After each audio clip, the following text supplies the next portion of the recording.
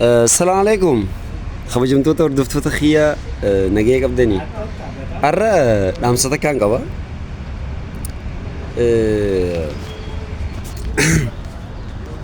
ganama akkumaan hirriibaa ka'eetiin hoggaan manaa gabbahu karaa mana ollaa sanii michoo bareedduu takkaa jira.